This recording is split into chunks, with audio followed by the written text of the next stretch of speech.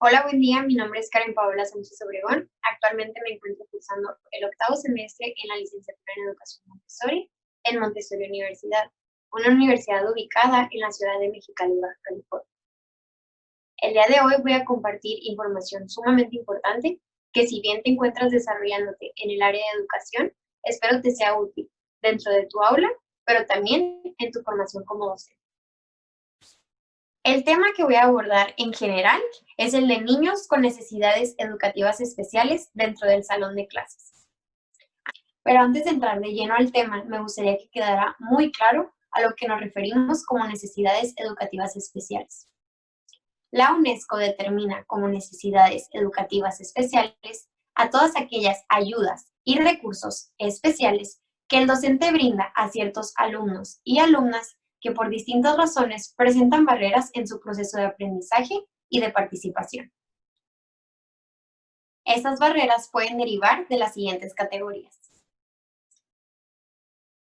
necesidades sensoriales o físicas, como lo son, por ejemplo, una discapacidad auditiva, una discapacidad visual o una discapacidad motriz. Discapacidad intelectual o cognitiva que implique una limitación en las habilidades que necesita la persona para desarrollarse en su vida diaria. Superdotación intelectual, pues las personas con una alta capacidad intelectual también tienen necesidades específicas en su apoyo educativo. Trastornos mentales, de conducta o de comunicación. Dificultades sociales o emocionales específicas.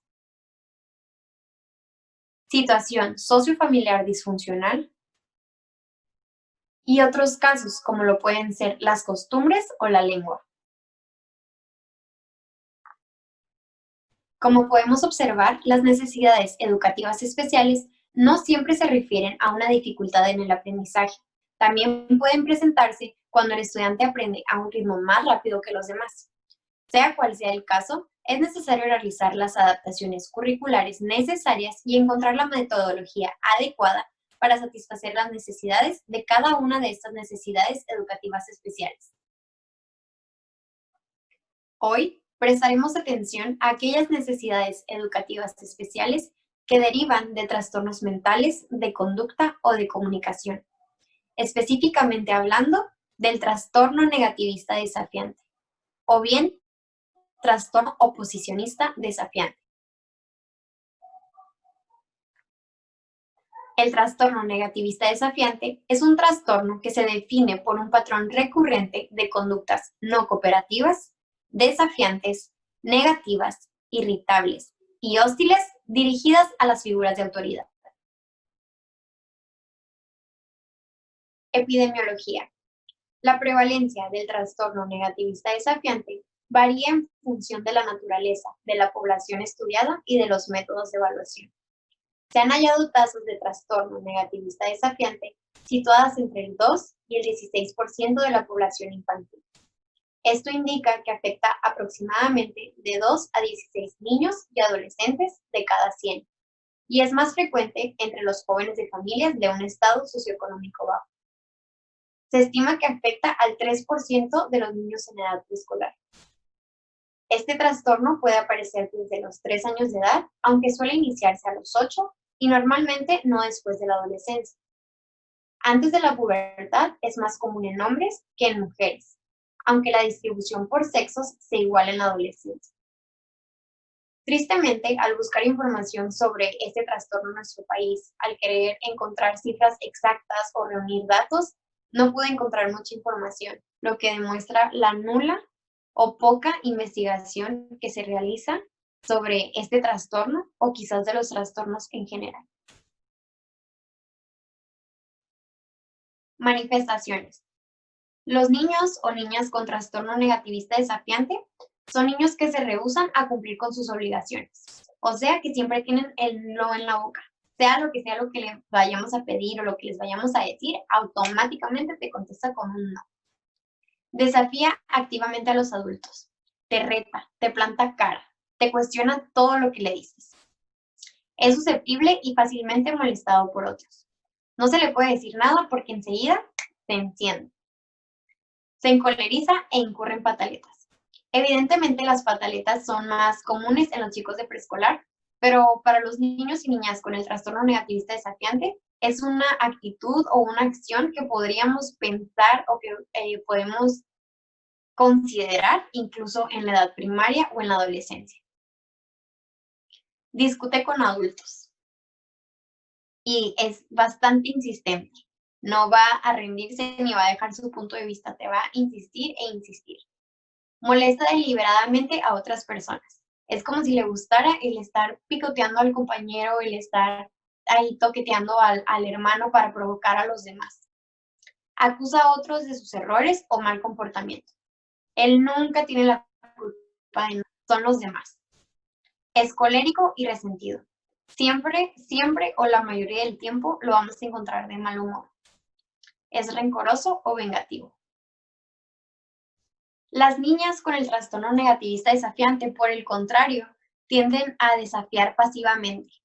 La niña con trastorno negativista desafiante es una niña que te ignora o que simplemente se va a negar a lo que dices, como si pusiera una barrera, no te escucho, no te oigo, no te hago caso. Por el contrario, los niños son más propensos a desafiar activamente, a hacer gritos, pataletas, etc. En los niños podemos encontrar estas manifestaciones un poco más, es más evidente el verlas. Hemos conocido las manifestaciones, pero ojo, hay que entender que no todos los niños y niñas, adolescentes y jóvenes que presenten alguna de estas características es porque tienen el trastorno negativista desafiante. Como docentes sabemos que muchos niños en la edad preescolar y también jóvenes al entrar a la etapa de la adolescencia se van a mostrar desafiantes, con un carácter muy fuerte, van a estar retando, te van a llevar al límite, quieren saber cuándo no significa realmente no. ¿Por qué? Porque están viviendo una etapa de desarrollo donde están creando su identidad, donde se están conociendo a sí mismos, una etapa de autoexploración, donde quieren saber hasta dónde pueden llegar y hasta dónde los dejamos llegar. Entonces hay que dejar en claro que los niños pueden presentar síntomas muy parecidos a los de este trastorno, pero son pasajeros y son propios de la edad. Los padres y los docentes debemos de estar muy atentos a las diferencias, ya que para que se pueda hablar de que existe este trastorno, los síntomas se tienen que mostrar con gran frecuencia. Y además de interferir en el aprendizaje, en la adaptación del niño en la escuela e incluso interferir en sus relaciones con sus compañeros, maestros o familia. Etiología. Como hemos mencionado, la actitud desafiante puede aparecer y ser normal en ciertas etapas del desarrollo e incluso es necesaria para asumir una individualidad y poder establecer normas y controles internos. Dentro de las posibles causas podemos encontrar las siguientes. Se cree que los niños con trastorno negativista desafiante pueden no tener las habilidades cognitivas y emocionales necesarias suficientemente desarrolladas para cumplir con las demandas del entorno o los requerimientos de las figuras de autoridad. Se cree también que el trastorno negativista desafiante es ocasionado por factores bioquímicos, porque el cerebro de estos niños o niñas no están produciendo las suficientes hormonas para cumplir con las necesidades fisiológicas que se requieren para poderse desarrollar de manera normal con las demás personas. También está la teoría del aprendizaje, que sostiene que los niños con trastorno negativista desafiante son niños que han aprendido esto en casa, donde su figura de autoridad, quizás un padre, la mamá, son personas agresivas que reaccionan con golpes, que reaccionan con agresión verbal, con agresión física, a los estímulos que reciben del medio. Entonces, lo que este chico ve es lo que hace.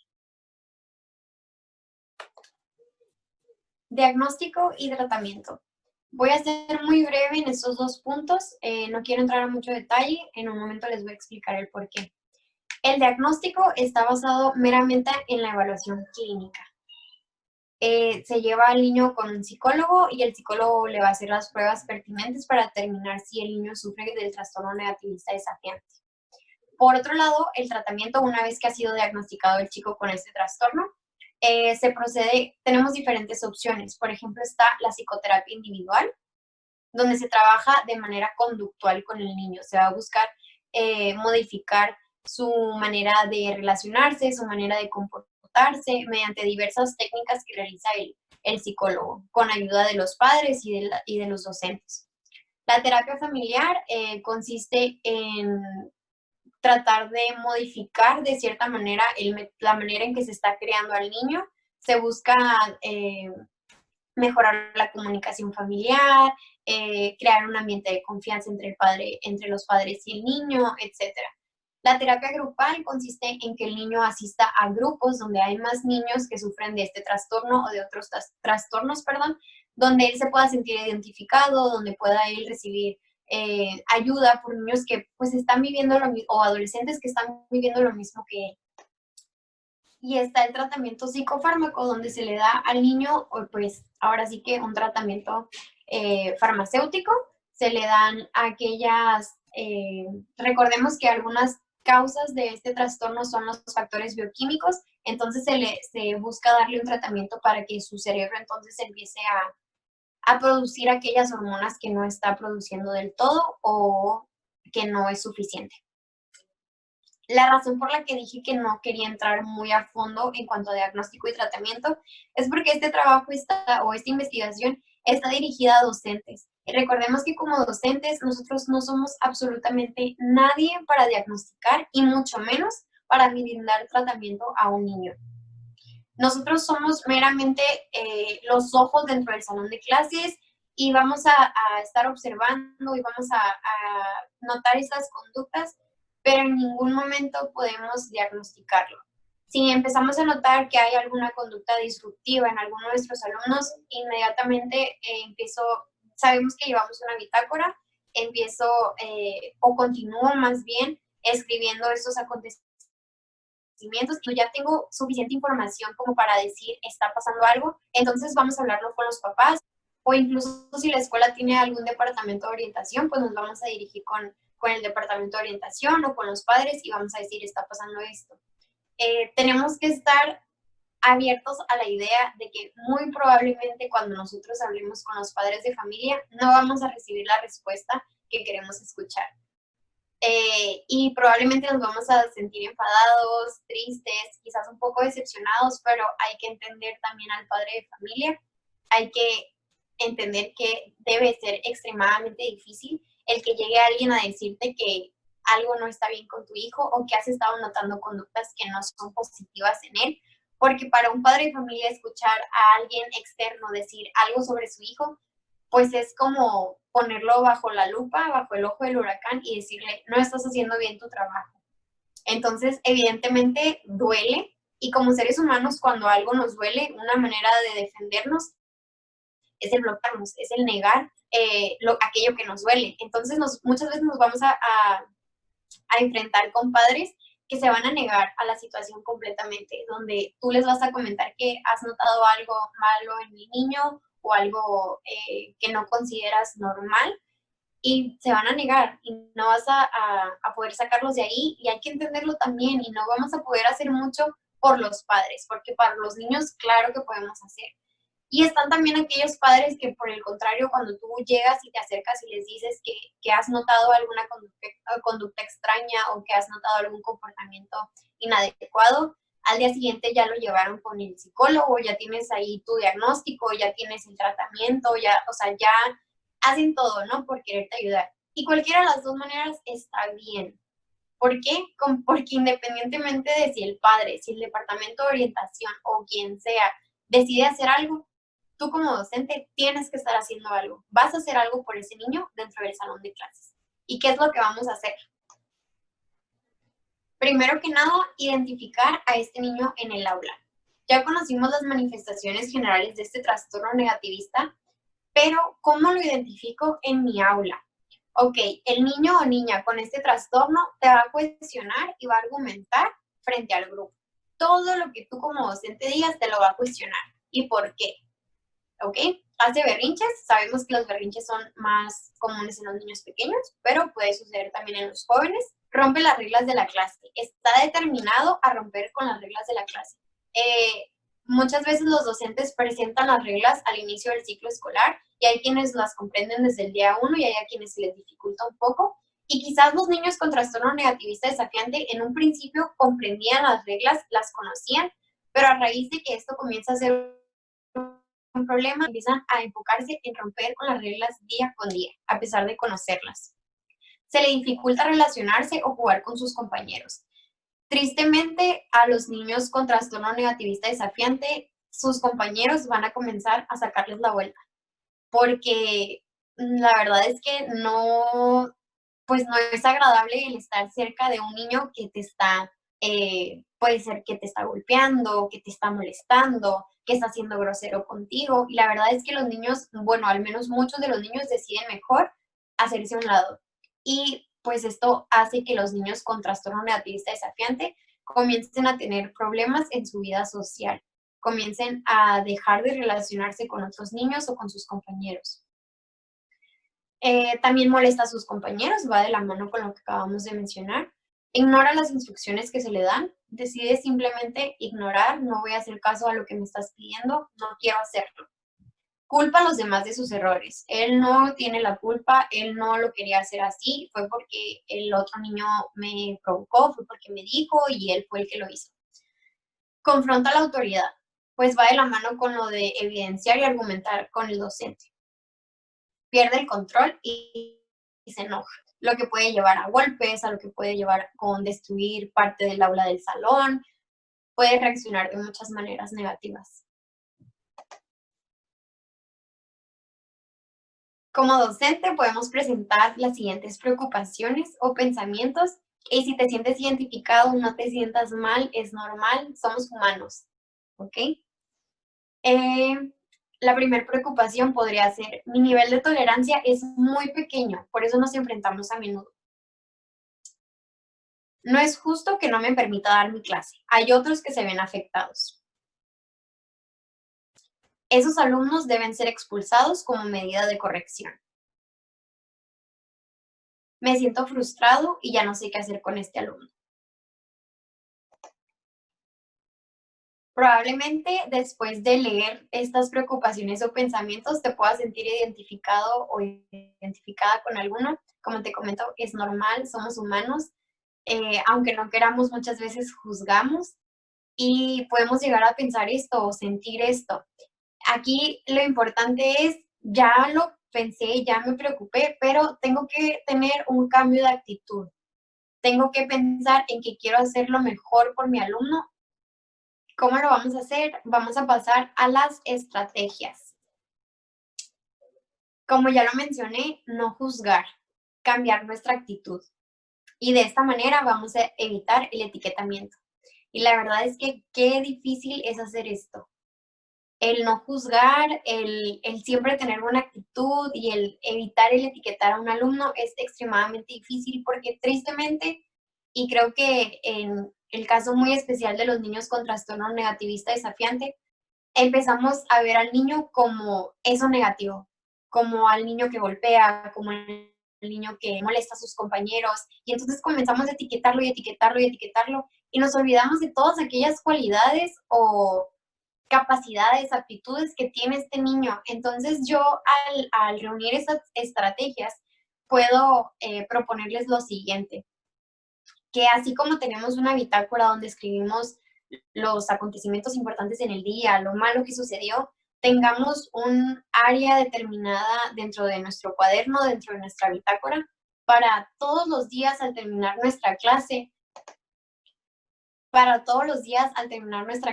independientemente de si nuestro niño con trastorno negativista tuvo un día malo, pésimo o incluso bueno, darnos el tiempo, los 5 minutos de escribir las cualidades de este niño, lo que lo hace ser él dentro de lo positivo.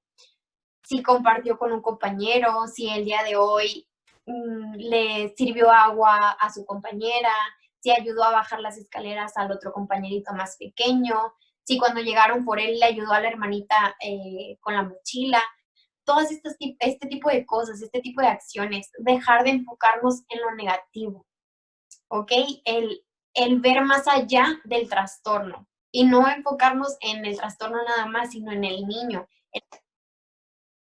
Entonces, a eso me refiero con tener claras las cualidades y aptitudes del alumno, porque se nos pueden olvidar, porque muchas veces lo malo pesa más que lo bueno, pero hay que tener bien, bien claro las cualidades y las aptitudes de nuestro alumno con trastorno negativista desafiante.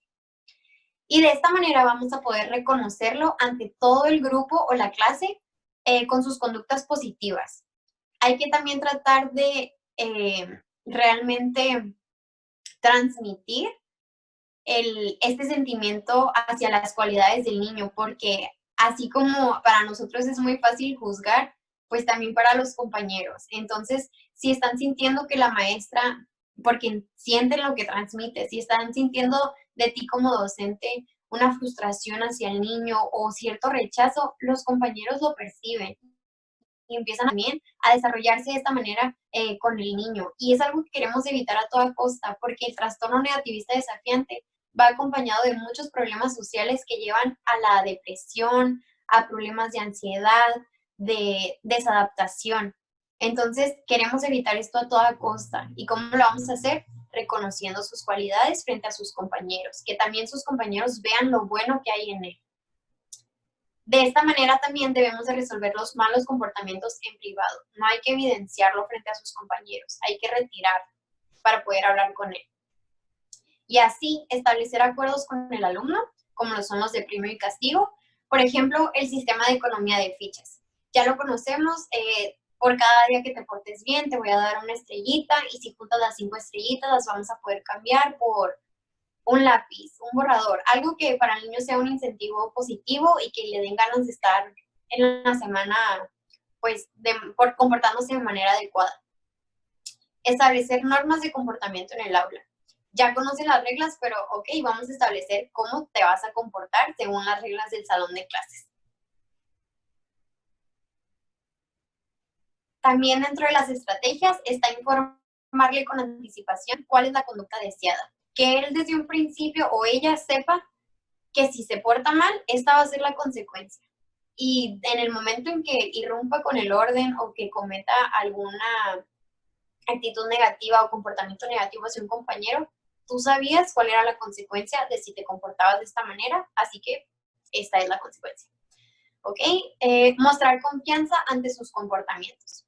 Creer en él, transmitirle que creemos en él y que va a lograr un cambio. Crear un sentimiento de no podemos defraudar. Usar alguna cualidad positiva como referencia del alumno en el aula. Va de la mano con lo que ya les comentaba de reforzar ante sus compañeros sus cualidades positivas, que lo reconozcan como algo positivo dentro del salón de clase, como un miembro positivo, al igual que ellos. Ante conductas violentas, usar la técnica tiempo fuera. Todas estas estrategias mencionadas, ¿con qué finalidad? Con la finalidad de crear un ambiente de amor y de confianza. ¿Ok? Cuanto más autoritario nos presentemos, más desafiante se va a mostrar el alumno. Y de esta manera se crearía un ambiente hostil, rígido y desmotivado, llevando entonces a una lucha de poder, donde evidentemente ninguno de los dos va a ganar. Los dos nos vamos a ver afectados, tanto el docente como el alumno. ¿Ok? Entonces, lo más importante aquí, la razón por la que vamos a llevar a cabo todas estas estrategias es para crear un ambiente de confianza y de amor, donde el niño sienta que puede ser él, donde creemos en él, donde vemos más allá de lo negativo, donde se va a poder desarrollar. Esta es la finalidad de todo esto. Porque vamos a buscar trabajar en el alumno en 3 cosas: en el autoestima, en la motivación y en los aprendizajes. Porque como ya mencioné, el trastorno negativista desafiante afecta todas estas áreas. Entonces, como docente, vamos a buscar la manera con las estrategias anteriormente mencionadas para poder llevarlo de la mano a desarrollar plenamente el autoestima, la motivación y evidentemente los aprendizajes. Por mi parte sería todo. Espero que la información que les brindé el día de hoy de verdad les sea muy útil, que si en algún momento se encuentran con algún niño con trastorno negativista dentro de su salón de clases, sepan cómo abordarlo, recordar el no juzgar de verdad no juzgar al niño ni juzgar a los papás. Esto va más allá del niño y de sus padres. O sea, muchas veces no comprendemos la situación y ni siquiera debemos de comprenderla. Simplemente debemos de velar por el bienestar del niño y porque cumpla con todos sus aprendizajes y logre las metas y logre los aprendizajes esperados a lo largo del ciclo escolar. Entonces, una vez más, muchísimas gracias. Espero haya sido de su agrado. Si quisieran saber más sobre la información que incluí dentro de la diapositiva del video, les adjunto las referencias bibliográficas que pueden consultar para mayor información.